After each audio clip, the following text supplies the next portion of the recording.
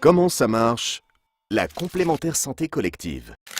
La loi du 14 juin 2013 sur la sécurisation de l'emploi engage toutes les entreprises privées françaises, quelle que soit leur taille ou leur domaine d'activité, à proposer une complémentaire santé à leurs salariés au plus tard le 1er janvier 2016.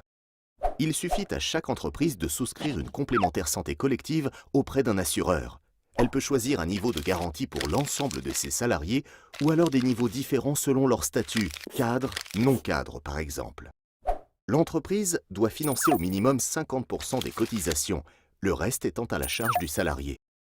Elle peut bénéficier sous condition d'un avantage fiscal, en déduisant de son bénéfice professionnel imposable les cotisations versées, ainsi que d'un avantage social car la part patronale est exonérée des charges sociales. Pour cela, le contrat santé doit remplir 3 conditions. Être collectif.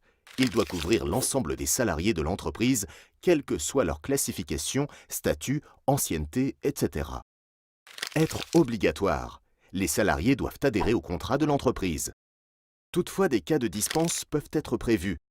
Par exemple, les salariés déjà en poste au moment de la mise en place du régime par décision unilatérale de l'employeur ou ceux déjà couverts par le contrat collectif de leur conjoint. Ils devront néanmoins fournir tous les ans une attestation d'assurance. Enfin, troisième condition, être responsable. Le contrat doit respecter un certain nombre de critères, comme des remboursements plafonnés et des franchises sur certains frais. L'objectif est de limiter les dépenses de santé tout en favorisant les comportements responsables, en incitant par exemple les assurés à consulter leur médecin traitant avant un spécialiste pour être remboursés sans pénalité financière.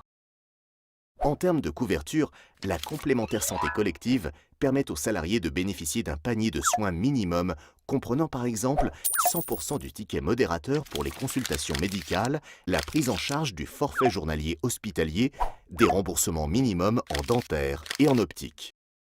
Afin de responsabiliser les patients, ces contrats ne prennent pas en charge certaines dépenses de santé, comme la participation forfaitaire de 1 € sur les consultations ou certains dépassements d'honoraires.